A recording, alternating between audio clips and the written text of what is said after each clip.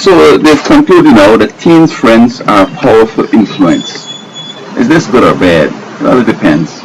You might have a constructive teen that would advise you, let us study some, study or work, let us stay out of trouble, and let us plan to go to university, Harvard, Yale, whatever, let us invent something together. You have some good youths out there. But generally, they say in this article, in the papers, teens' friends are a powerful influence. And this is by design, because the enemy knows that when youth advising youth, more likely they will have some wrong conclusions and some wrong ideas, and they will end up destroyed together. Now, if we go back in the past, when Israel was a theocracy, this young boy, he took over, I think it was from David, his father, he became king. And, he increased in the tax and everything, so people said, look now, your father taxes to death. I know they were building the temple, doing this and doing that, and so on, so, but look, ease us up now, because, we two tribes, we join with you guys, but, we find that you guys are not helping us out, right? So, he said, okay, let me think about it, and tomorrow I'll talk to you. So he asked the elders, and they said, boy, yes, your father was charging these people high because he was doing all these projects and so on. But promise them that you're going to make life easier and everything going to be good, and indeed do lower things and make things a little more easy for them. So he asked the guys that he grew up with, now here they say, man, tell them, man, listen, my father oppressed you with his little finger, I shall oppress you with my 8 other fingers, and I shall give you more hell than my father did. I'll beat you every day I see you. Get out of my sight. And people say, I know you don't love us, you don't. And then Israel broke up into 10 tribes. You had Israel and you had Judah. Okay, so coming back to today, the same principle. The enemy know that young people together, they don't have it right. And this is why you have sometimes 3 generations, the young one, the middle one, and the older one. And the older one, and they're all moving away from each other, but with the older ones, they're going to show them, come back here, this is where we did it, is better. I mean, you're not almost scientific things, how they had horse and buggy, then you should stay with horse and buggy, you shouldn't have car. But things like child training and so on, folks listen for the modern way, and the modern way generally is because the enemy is right in there and he has corrupted things, and every now and then they're changing things to obstruct you and to give you some problems. So you got to look at what the different generations would have said about it. Bless some people who have like 4 generations in the family. I mean, great-great-grands. If they were to sit down, pool ideas together, I think they'll have a better existence. So the enemy did come with this generational gap, the created gap, so to separate and have the young people isolated. And it happens a lot of times in affluent countries. In my country, we're so poor that we could just have one little church building, and everybody's in there, the babies right up to the old one about to die.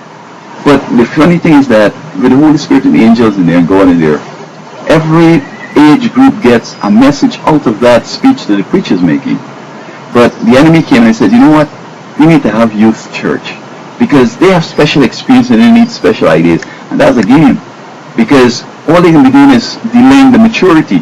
Because in all these generations being together, each looking to the other as the way to respond, and then, in other words, very rapidly the young ones will mature and start being responsible, start, thinking like adults. This is the whole purpose of it.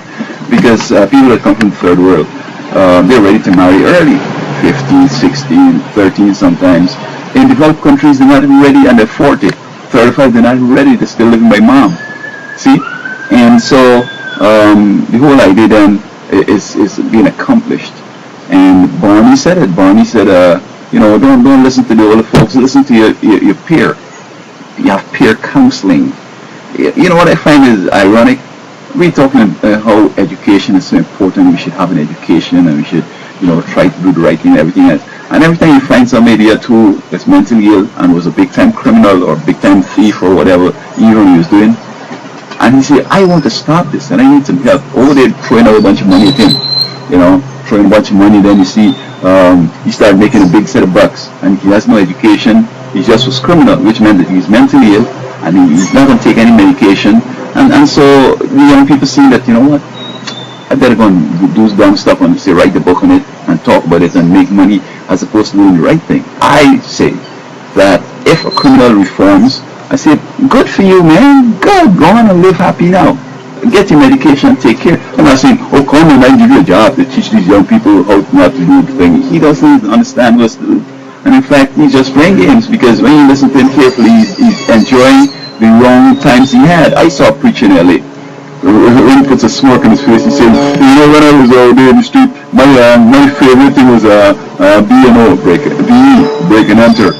And he liked hear it, you know, and he could see him smiling happy. And when he come back to talking about the new life, he seemed getting serious. It's like it's not a lot of fun. But yet you make money on that. And all he's experiencing is that evil, corrupt stuff. And I don't want my kids to be hearing that stupid stuff. I mean, so many girls and they don't have a chance to get into some niche and make money. They die out there, or they get so harmed profoundly that they end up with mental problems and big time jail records and so forth.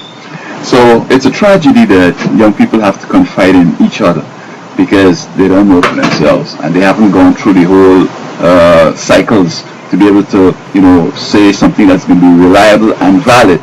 So all they're going to be doing is just wasting time. And one thing I find though, that every generation is the same thing happening. A young girl will run up and say, I like this boy and I'm going to give him my virginity. And it always happens, and then this guy don't like her. She like me, she'll give me that little cherry, oh yes, and she'll get a nice job, she'll get support me, good.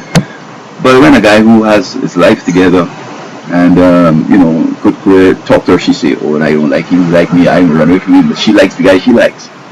And then eventually down the road she comes to realize that, shucks, you know, I better like the guys that like me because they treat me better and they give me things and everything is good.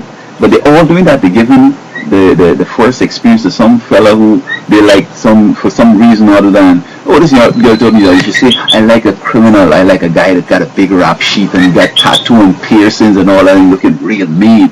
And you know, and then he doesn't have a home, he doesn't have a job, he's crazy, he can beat her up, put her on the street to work. They like that, you see.